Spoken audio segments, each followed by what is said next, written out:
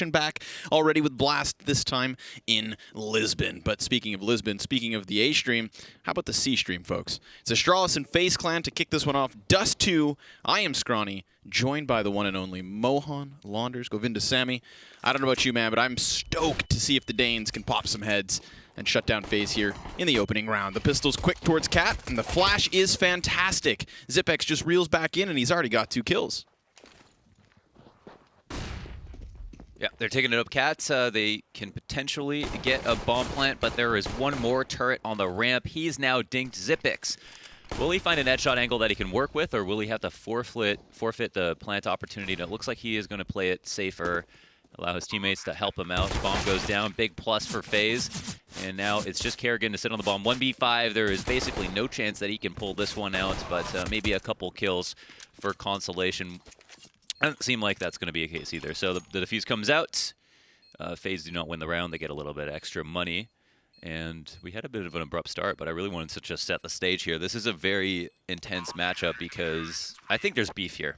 I think there's beef here. There's this... I don't want to stir the pot. Oh, I kind of do a little bit. Yeah, Stir it with a big spoon. I'm going to use a giant spoon. I'm going to use a giant wood ladle here to stir the pot. I think there's a lot of beef here because I feel like with Faze, with Nico in specific, actually just mentioned. I think he just tweeted or did an interview where he said that he was tired of seeing Astralis win every tournament, and that's his #1 goal, to knock them down. And maybe that is something that every team has in the back of their minds. But I think him saying it outright is just a statement that he's maybe got a bone to pick with this team. He knows. He called them out about that whole, that whole thing with smokes and whatever. Yeah, smoke.exe. He said he did it indirectly. I mean, he said he didn't actually call anybody out, but I feel like I think Astralis didn't see it that way. No, I think a lot of people didn't see it that way. Yeah. And for me, I'm just loving it. I think that's awesome. I am down for any kind of beef at this point. Right. He said that was his goal, of course, for 2019. And what a statement it would be to kind of start off, again, the last big tournament of this year by doing that. Before it was even his goal. Right. Show a little mortality here versus Astralis, because I think it's fair to say that with their big win in Odense, I mean, they are a legendary Counter-Strike team. Like, nobody can refute this. Although, the last time we saw a little mortality from them was at BLAST Copenhagen. Mm-hmm. Remember, in their opening 2 games, I don't think they won either one. It was a winner, a loss and a tie, if not 2 losses. So, I don't know what it is, actually, with Astralis. But, the BLAST format, I think, is sometimes something that they struggle with. I remember you and I were talking with Device. A lot of best of ones, right? Exactly. That's what he complained about when after the first day of Copenhagen, where we were with him, and he said that. It's like, we're a very, very kind of preparation-heavy team, and you don't have much time to prepare because you've got all these BO1s back to back to back. You got much less consistency in the BO1s. At least with the new pistol changes, the BO1s become more consistent because there's less emphasis on winning pistol rounds. But that being said, it makes sense that a team like this that has such a wide map pool would prefer to play more maps as opposed to any single map. And a lot of kind of better teams would appreciate best of 3s over 1s. But I think you can find more consistency now in the best of 1s. I think they have no excuse. They feel like if they lose a map in a best of 1, I think on Dust 2, they've shown how formidable they are.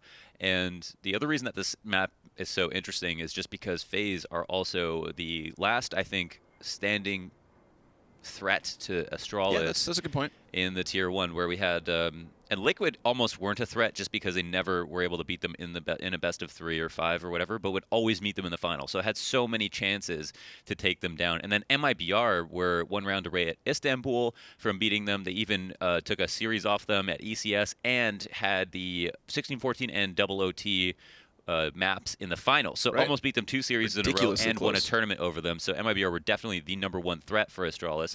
And those 2 teams have now made roster changes. In fact, swapping players, Taco to MIBR and Stewie to Liquid. So for at least a little while, no matter what anybody has to say about those 2 teams, there will be an adjustment period where those players need to figure out their roles in the teams now. Of course. And a lot will change, but Faze have not. They've stayed constant. They have taken a series off Astralis. They did take a series off them at, I think, Chicago. And now they're the only roster that I think anybody can expect to actually beat Astralis legitimately, like not even on a bad day. Right, fair enough. Which is important. If I had to ask your opinion on something, because I think that, if we take Liquid and we take MIBR out of the race for the sake that they are just going through these roster changes and we kind of just, X them out, forget about them entirely, you put Faze at the top of that list. Where do you place guys like Navi? I mean, I know we saw the pregame of the desk for the A stream, and that Navi is this unknown quantity at the moment. Yeah.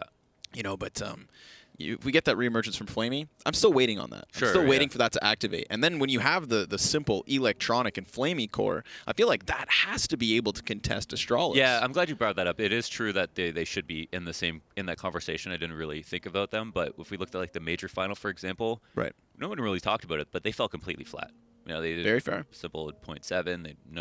None of their team had. It didn't seem like they had any chance at any point in that series to win the major, even though they got to the final versus them. Now they did win the last blast at Copenhagen, and they got to the finals, and they had a really bad start too. They went 1-1 on the first day, which is what one of two teams that did, and then they came back, which was fantastic. But we didn't see them play against Astralis in the final in the longer series. We right. didn't see them at any other point really pose that big of a threat. I don't know how. And even when Astralis have talked about them, we had Device. I think he said it was a Device or Glaive. I don't want to pick the wrong player, but he was saying, Simple looks forward to maybe, it just plays extremely well and looks forward to playing against Astralis. But he said when he plays against us, he doesn't play that well. And what's funny enough, I don't think it's just with Astralis. Let's go back to Blast Copenhagen. Mm-hmm. That grand finals wasn't the best series from him. It was actually the Young Gun Electronic that just went above and beyond, destroying the ninjas through and through. So yeah, no, there's definitely legitimacy to that, right? Poor old Simple. Yeah, on a little flat. Maybe there's room for Navi to change, to improve. I would hope so. I think there's, it just depends how long Simple and Electronic are fine being the hard carries for the team, consistently putting up numbers. It is, these astronomical performances are just so surprising to everybody, and I think all players understand that is just so hard to do. Everybody wants to have a consistent fragging level, and they can never achieve that, and so they've really opened up something. I mean, they've figured out something that everybody has dedicated thousands of hours to trying to figure out. And that's how to be consistent versus players of your caliber, and that's great. But how long does that last? And is that enough? And we know that the reason that Astralis are so good right now is because they've heightened the team aspect and the utility usage aspect over the individual aspect, and have consistency across all individuals. So it'll certainly, and you would hope, for the sake of the integrity of the game of Counter-Strike, you would hope that that means they can stay and remain consistent over teams like Navi, because they have enough to beat them out individually, but then heighten these other two things that we regard as being important parts of the game. Right, and yeah, I know what I love about Astralis and just kind of the idea of the project behind them is something else that they've heightened to a whole new level, is just this idea of professionalism. The fact that they go into the office to practice, the fact that they have these consistent conversations with their supporting staff, that they have that supporting staff to begin with.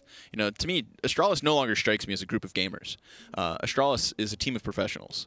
And it is because of that I think that they draw this level of consistency. Mm-hmm. And to me, for Counter-Strike's sake, like you were just saying, that's a very tantalizing idea. The fact that if we get more and more of these extremely professional type environments for Counter-Strike players, that we may get these sorts of ridiculously consistent teams. Wouldn't that be fantastic, Mohan? Well, I did talk to Sticko at ECS, and he said that he's really envious of what Astralis have from that viewpoint, where they infrastructure. They wake up every day at the same time. I talked to Magis. He's like, we wake up every day at the same time at the hotel, and we either go to the gym or we go get breakfast. If we have time, we'll get oatmeal, we'll eat bananas. They actually know what they're going to look for breakfast, and they all have the same thing. It's like the Addams family almost. The way that they're so closely. Are you calling them a bunch of freaks? Maybe, I don't know who the thing would be, but maybe Glaive could be Lurch. Yeah, I think, let's say Dupree. Dupree would be the thing. Dupree would be the thing, yes. I think he was the comic relief of the Addams family. There you have it. Yeah.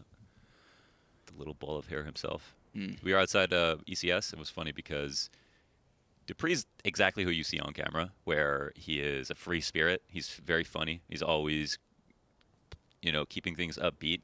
They started playing ping pong. There was ping pong going on at ECS.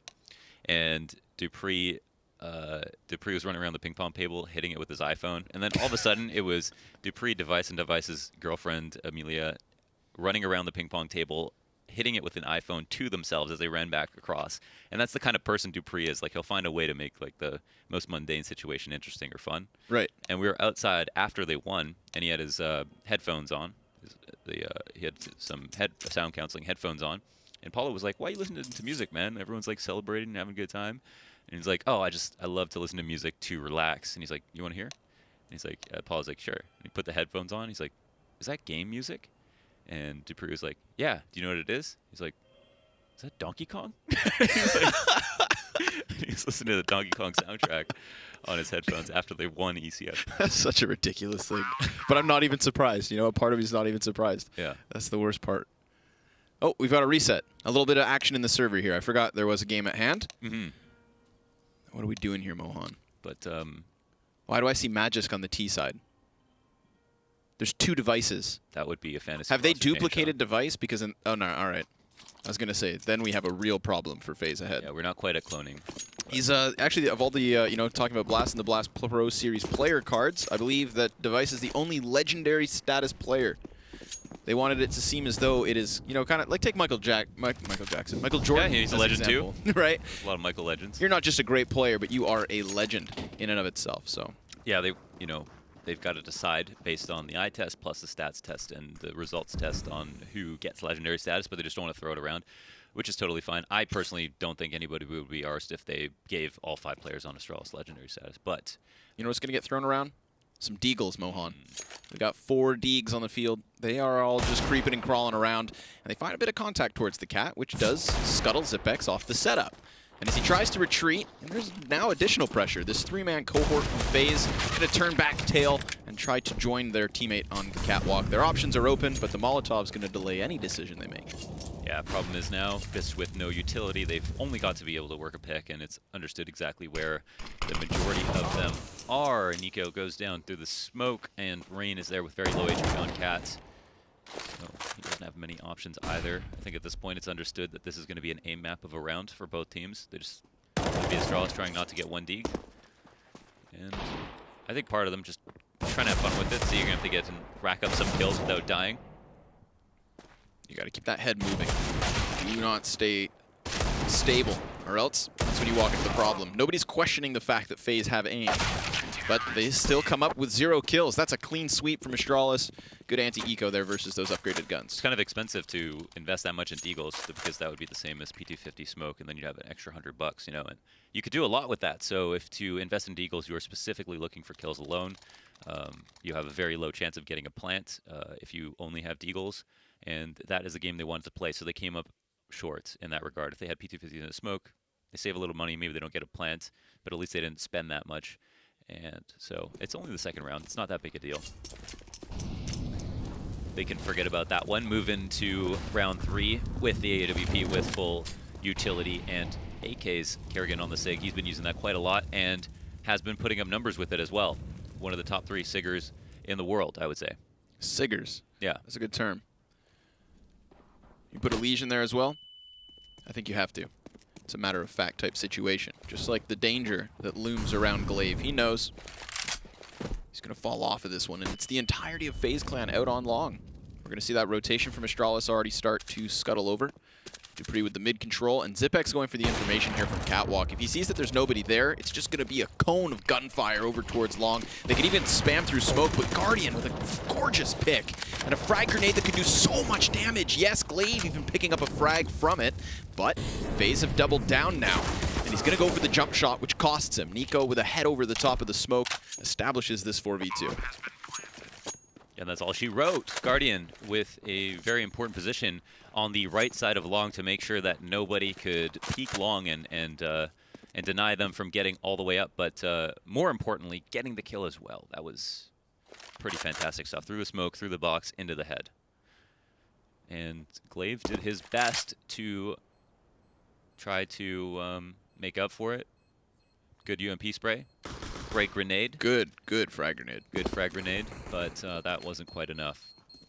And now we have a round conversion for FaZe. Well done here in the third.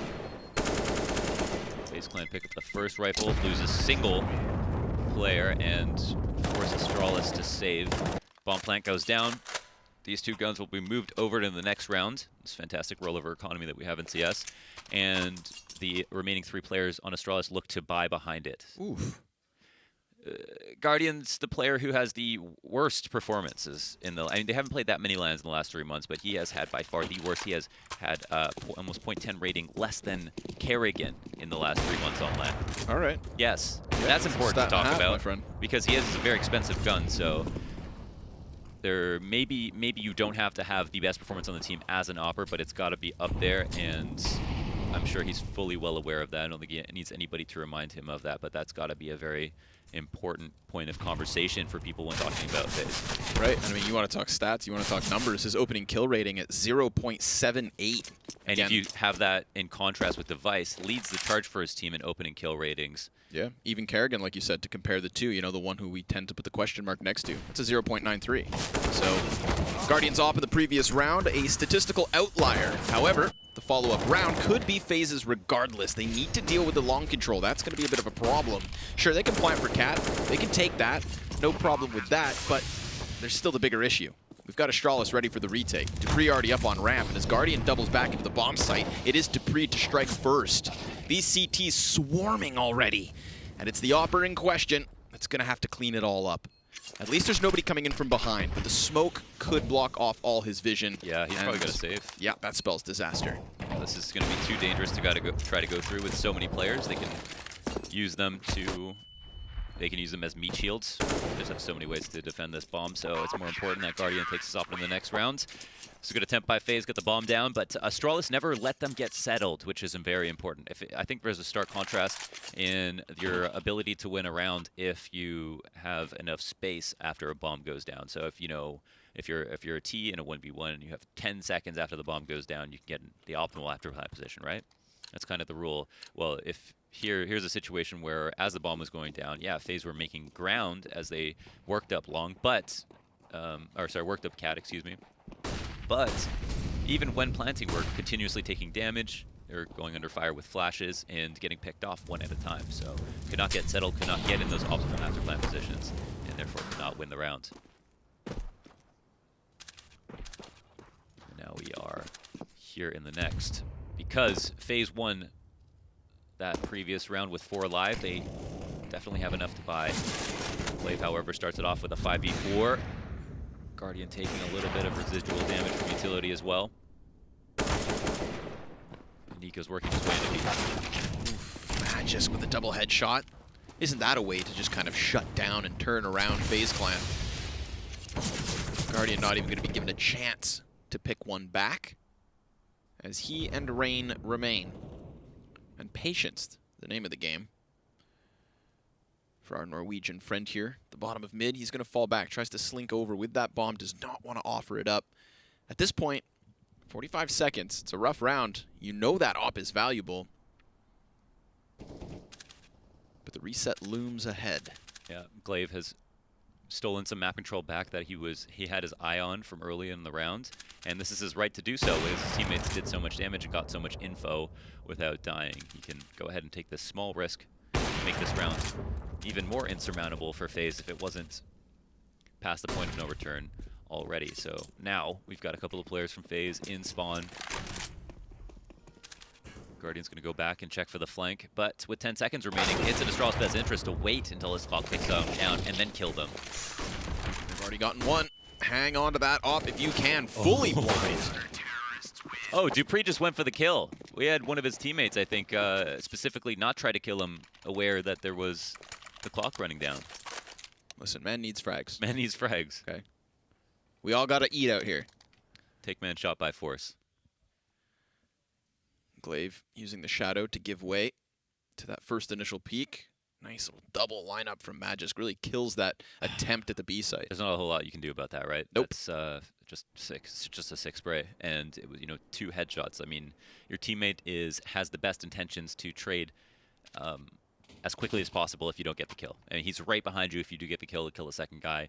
He's on your side, but to just get killed within the same spray, I'm sure Magisk didn't even notice at first that he got both kills, but that means now that Astralis are up 4-1, and even though FaZe won that round with 4 alive, they have lost that chance to recover their economy. Astralis are on their feet firmly planted on the ground, and FaZe are now in eco territory. I'm going to make a prediction this round. Go ahead. We'll see if I end up being right. Okay. Now, it is possibly versus a complete and utter eco. So who knows? But Device, when he's got this spawn and he's holding on to an AWP, he's going to want to go for that long pick, right? You can see his eyes on it. You just know it. And then normally what he does immediately is rotates all the way back over to the B bomb site. Right. He kind of does that hit and run. You know, the classic move around. The rest of his team maintain map control. They'll use those flashbangs to make sure that, you know, at no point is catwalk or mid doors pressured, and he's caught in that kind of, you know, transitioning phase.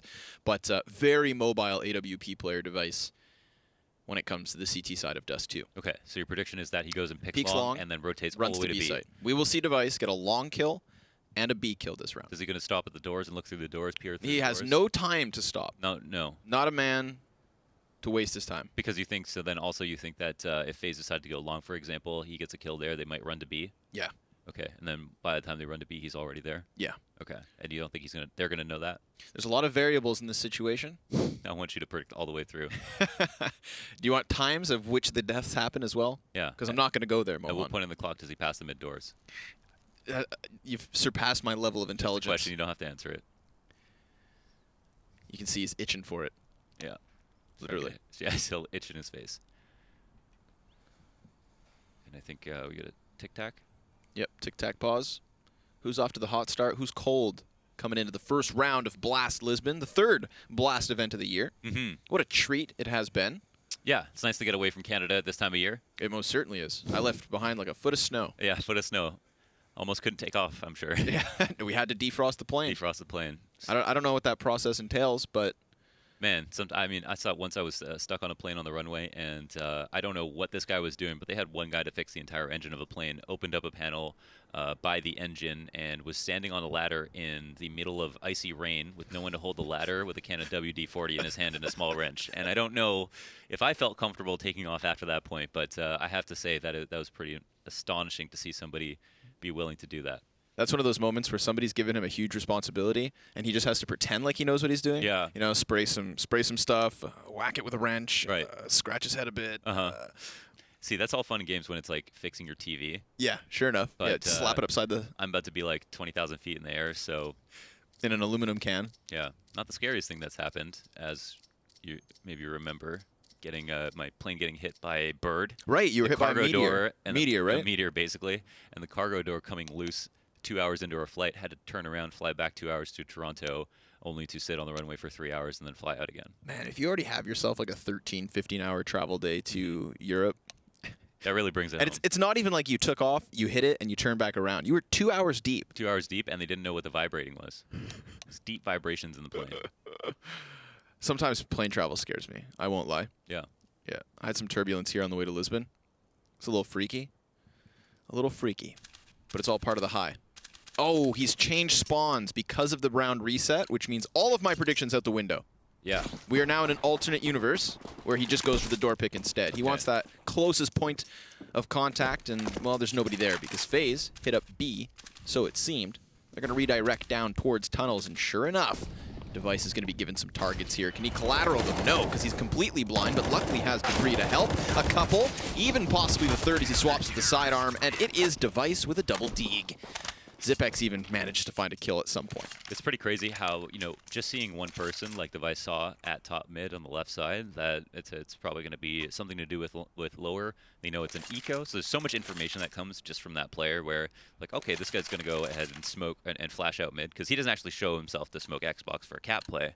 So they know there's probably going to be a bunch lower. They know it's an eco, so they're probably going to be congregated together to do something all at once, and so he turns his attention to the door, falls back a little bit into safety. Here we have it. Versus the gun round, Device gets that spawn back. What's he do? Hits up long A, finds himself Olaf Meister just trying to barrel outwards. And as we have Astralis with a 3-man mid setup, Device is going to serve as an anchor.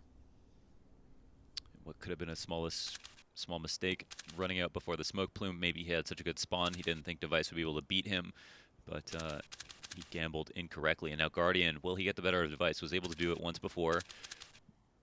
Would love to see him be on form, of course.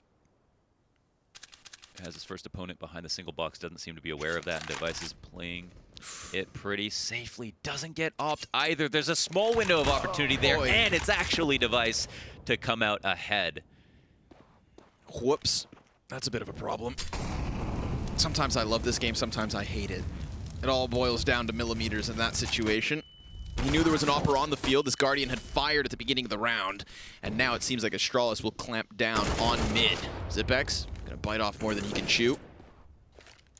So Nico turns this back to a 2 versus 4, but Kerrigan's got a player up close. And he's revealed himself, actually, by firing the cannon. As he retreats, too, he's got just that pistol in hand. He needs to run, dip and dodge back behind his box, where Nico will look to find him. It wasn't. I was going to say it wasn't a bad spot for a second. They had long control. They had player up cat, and they had 2 good guns. But after that one, it's now a 1v4 with 18 seconds and counting. Nico back to spawn, back to save. What's the third thing? I don't know. I don't have a third one. Spawn, save, safety. Back to safety. Thank you. Sanctuary. Sanctuary. There's a 4th one. Okay, you gotta keep that variety. Remember it. Stunt. Okay. All right. I just needed a little help. No. Can't flex, says the man with the chain. Right. Odd boast. Okay. Sao Paulo. Miami. Madrid. Back-to-back. We're very close to Madrid. Back month. That's true.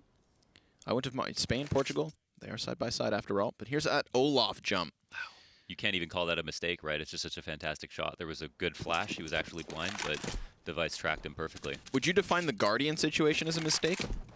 No. So yeah, that's maybe he didn't realize that Device was a single box. If he did, whole different game. Right. But Device's whole game was staying there and being very patient so that no one would assume he's single box. So it's, to me, it just looks like a gamble that went south for Guardian. But you could say that Device, because he played it safe, had the higher percentage chance of winning his duel, right? Not getting caught off guard. Device lucky to be alive. He actually just took a deagle dink through mid doors. Has to retreat. Remember, just that one op on Nico. Grandfathered forward from the previous round, and as his right side smoked, he's flashbacked initially. We've got Dupree up close. Remember, if you can take down this Opera, then you're just got pistols ahead, but it is Nico to get the best of him. And Zipex, well, his attempt to defend is disrupted, so it all falls on Magisk, and he lines up 2 bodies, already finds the timing. That's 4.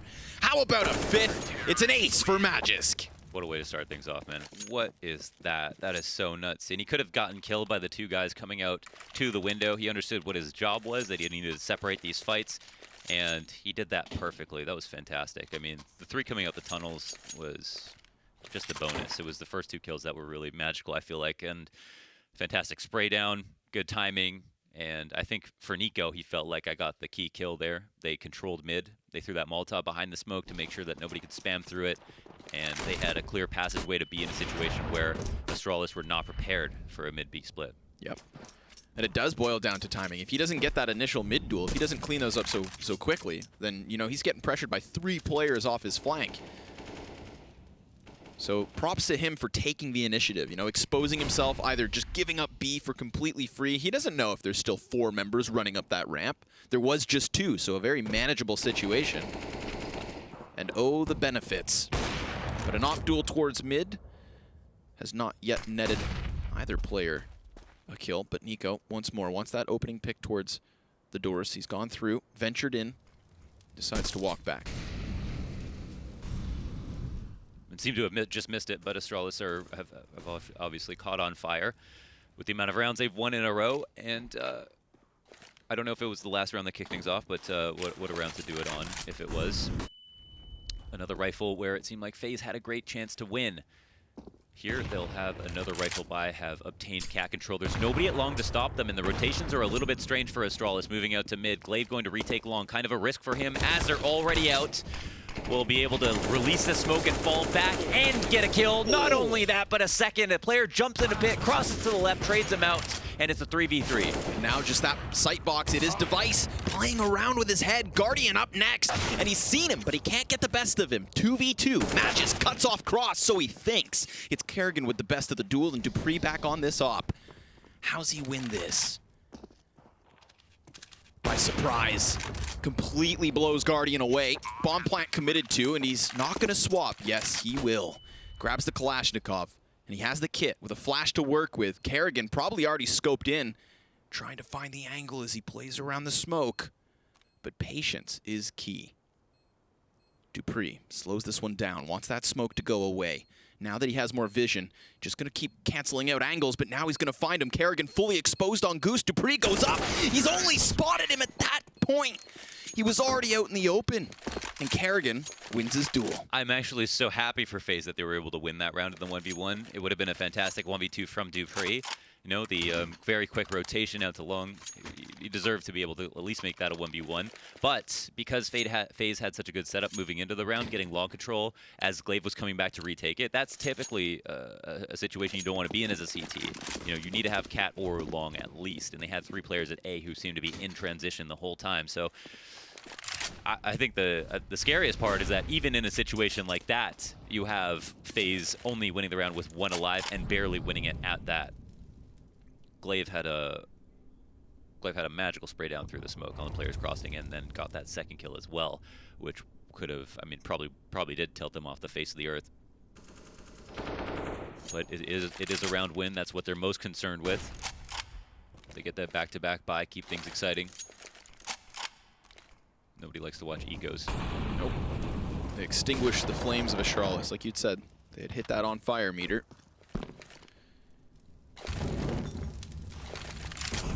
Clearing closer of corners, trying to get that damage in mid again. Not going to happen, though. Wonder how long Kerrigan is left to his own devices. He's got 2 players on that B site currently occupied.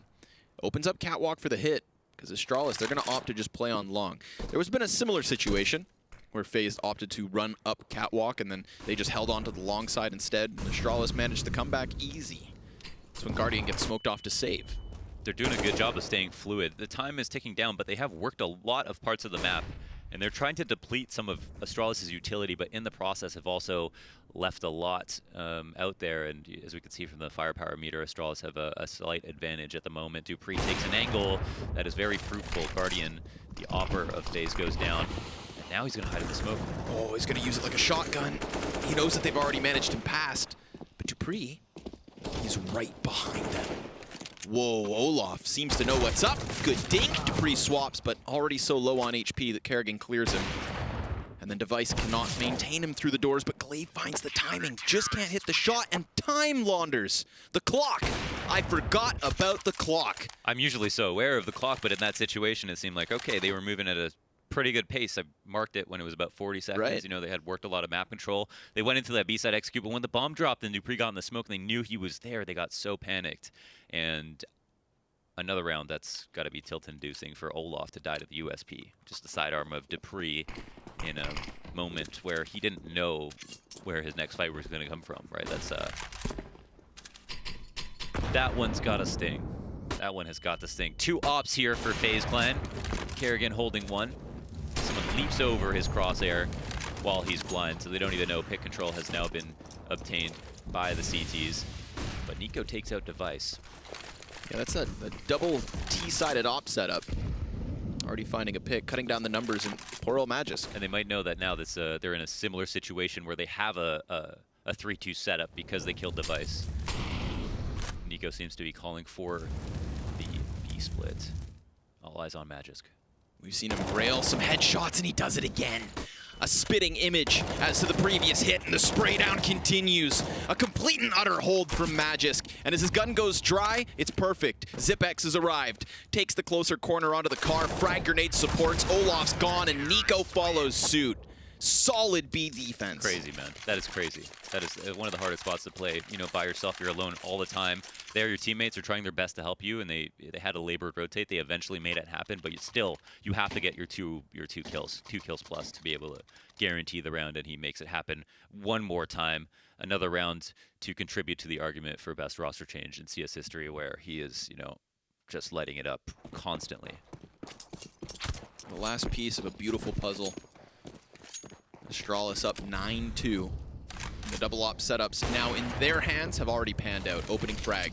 Device remains close, and poor Rain's kneecaps full of shrapnel. They're looking to perform the QB sneak, but once again, Glaive has made his way into enemy territory, the long doors, and Olaf is just hoping that he either pushes all the way through or hasn't pushed into here. But we saw from Glaive how patient he can be in this situation. Don't think he'll overstep. That patience is so key as well. I mean, it's so difficult. Oh, that's just rude. Yeah. Comes back, whips round, And I was going to say, the patience in that position pans out because the shadow's going to give you away every single time. You know, one of the key ways to remove somebody from that position, if you think there may be something cheeky behind the door, well, you either clear it with utility or spam it. You've got just a P250 round. You know, there's nothing you can do but hope that he walks forward. And even when he does, he'll turn around in 180. Oh, got him while he jumped. Nuts. 2 players opting for Astralis. One of them who attempted to be the primary at one point. And he's now having pressure put onto him at the long area. He's got an acute angle on this smoke, but how much can he press it? Oh, that's a collateral. Doesn't nail the second frag, but still the damage is done. Nico hangs on by a thread. And off of the flash, Glave's going to go for Pete, and he blinds himself. Zipex trades with just the 1 kill, but Kerrigan has the advantage of cover. So it's 1v2 for Magisk. We've seen him with a fantastic hold, but how about a clutch? I certainly think he's capable. We'll see. Bomb will go down, and again, your odds significantly reduce. Oh, well-timed flash, obviously. He still thinks that the bomb has yet to cross, but it's made his way up here. Plant, or cat plant for FaZe, and the 2v1. Kerrigan to move back into Goose and Guardian to sit patiently, holding for Cat. They don't know where Magisk is going to rotate in from. It is going to be that first area they were holding. But how does he find both players? That's going to hit Guardian. Softens him up for nearly half. Now a headshot will do the difference, and he's not going to quite hit it. Double peek comes out from FaZe, coordinating their attack and nabbing themselves a 3rd round. Yeah, it would have been tricky if there was a situation where Magisk could pull out the first kill without anybody else peeking, but they stayed close together, and Kerrigan made the perfect play to swing out as soon as his teammate made contact. And there it is, another round for the FaZe Clan. Not too shabby. Not too shabby at all. Hope it's not lost until the game is over. Dust 2 can be a very strong map for Astralis, but still, I think, somewhat underdeveloped. So. Oh, this is quite a risk. He could have fallen back, but instead he'll get a kill. Another man spotted. Info on the setup is theirs. Well, Olaf gets away clean. 5-4 now. Good advantage for FaZe. And I think Astralis still have close to a 40% conversion rate on rounds like these, and Dupree is showing us why. Nico's going to play the sneak. Right now, Magisk does the same. There's a heavy presence from Astralis here at the A site. Now the gunfights start to unfold, but they still don't know that Nico's here. And he sees 2 players over towards long. Device denies anything at this point, and Guardian walks into his death. How that could have unfolded so different. But alas, Lady Luck blesses Astralis. And we find Olaf 1v4. That was a very nice op pick that he kicks the round off with. He knew there was 2 players there, and still he fancied his chances. Gets a swift headshot towards the player on site, and that is all she wrote. Good night. 11-3. 1 more to go. Yeah, that's the kind of Molotov that can really tell you a lot about a player. You know, some would see an opportunity, and some would see a warning sign. And for Olaf, he said, okay, you know, I could stay out here, and I feel like I'm going to get a kill. Maybe if I was less confident, I would just be more worried about losing all my health as opposed to some of it and fall back. But he decided to stay out there, and he was rewarded. And then he actually got away after that, so it was a fantastic play. There's no other way to look at it. But the rest of his team could not contribute. They, from there, had good information. They got the man advantage, but they just fell apart on Cat. There's not much strategy to it. Astralis hit their shots, denied them before they were even able to cross elbow, and that's kind of just step 1 for FaZe. Nico, who I feel like had the biggest of opportunities, just gets robbed by that op coming back. Like you said, landing shots. Astralis on point. Nico and Kerrigan. All right. That's nice. These ops just paying off so much for Astralis, no matter who picks them up. And we've got the cleanup over towards the B site, and the final frag of the first round could be Astralis's, and most certainly is a final clean sweep, which I think is just indicative of this half. I mean, no back-to-back victories here for FaZe Clan. They had that opening opportunity in the 3rd round, a bomb plant in the 4th, which I think could have converted and smashed the cash of Astralis, but never were economic woes a problem for the Danes. No one with double digits. And, wow, man. Rain only got a kill, 1 kill in this first half. This is Pretty intense stuff, man. Not easy to do this, obviously. He's got that Donkey Kong theme song. Yeah, he's got the playing Donkey Kong right? theme song, exactly. Dupree with a banana glyph. So 12-3, they got the pistols to look forward to. FaZe are probably feeling a little bit less confident than they were moving into the beginning of the game. But it's a lot of footsteps, Mohan. yeah, it's information. Oh, but is it kills? Not as of yet. Rain with a double. So, speak of the devil. Guardian's still playing around the tower stack, but he needs to reload. So down he goes. Nico and Kerrigan remain. Currently side by side. If not, Kerrigan a little bit slower. He is playing with that kit despite bomb not being planted.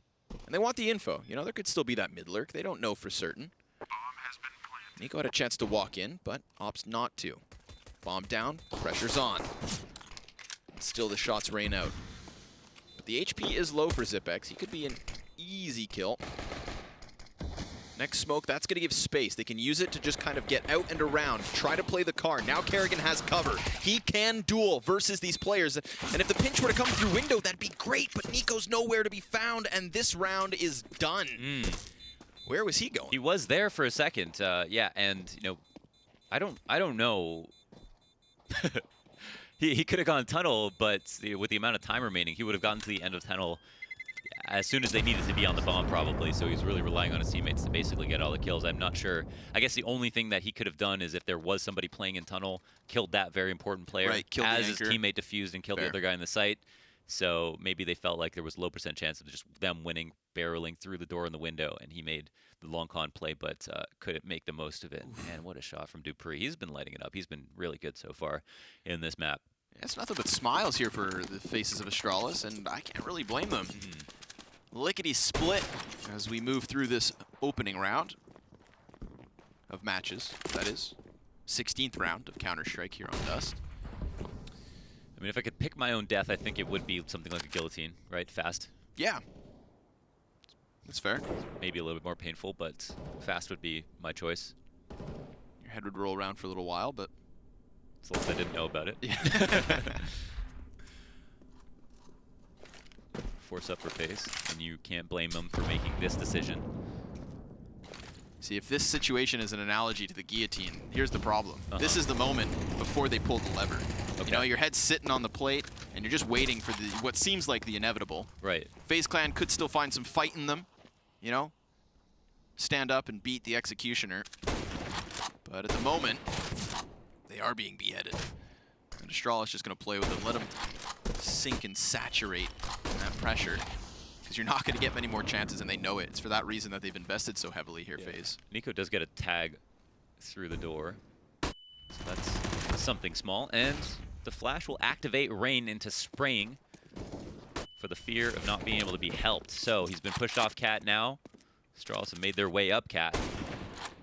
Glaive is quite low. He's actually dead.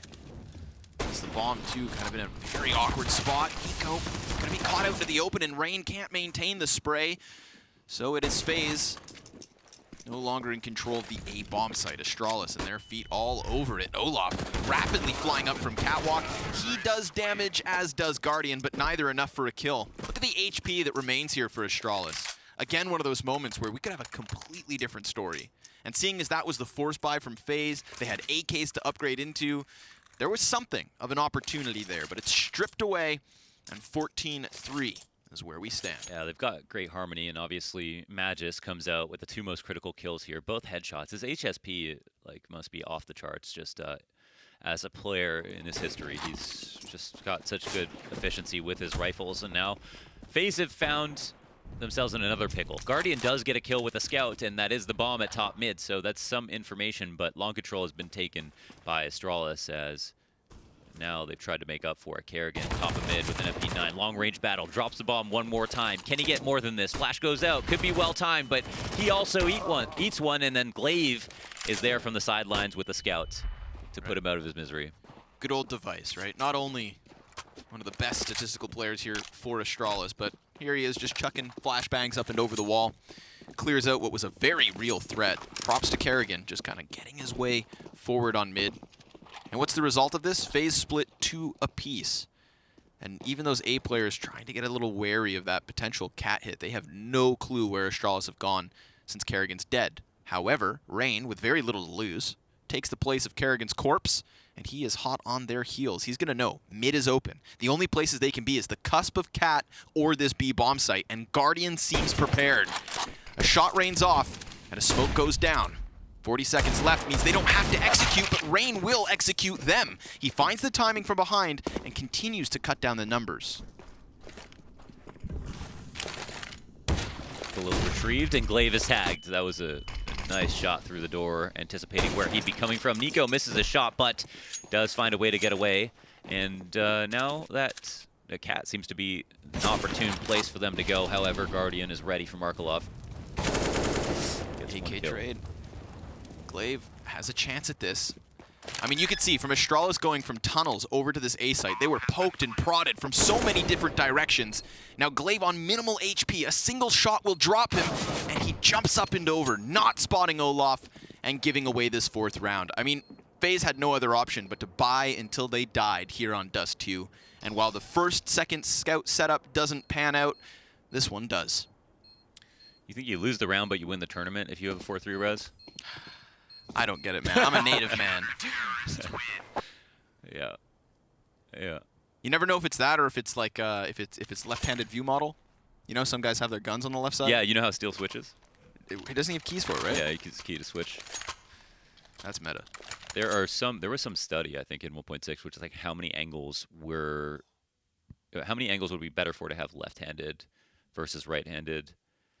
I think sometimes it's just a swag thing. You want to have left-handed just to have it be a little bit different. Sometimes it was just fun to do. In 1.6, I mean, there's practical value for it as well.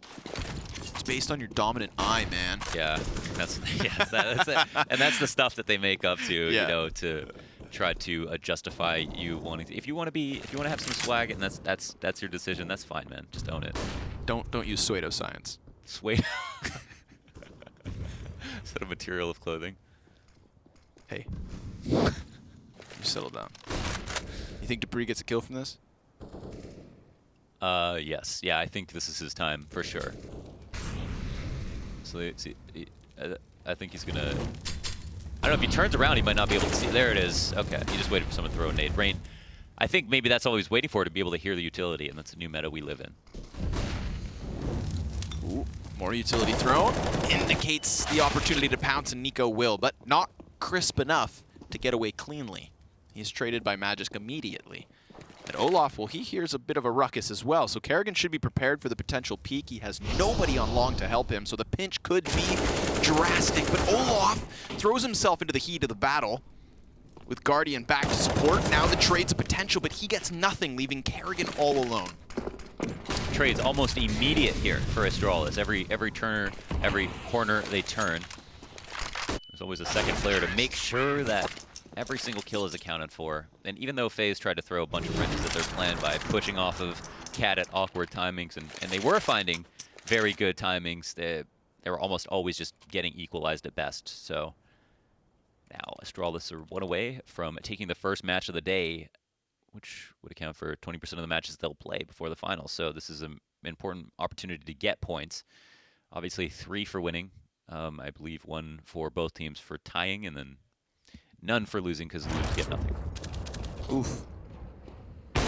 Device so fast that we don't even get to see it. 5v4 in what could be the final round of Dust 2, and it is looking likely. I mean, we had the force buy after force buy. The end result that once FaZe... Oh my goodness, what is Nico doing? He's grabbed himself a couple of deagle kills. You know, if there's any man to carry it back, it is him.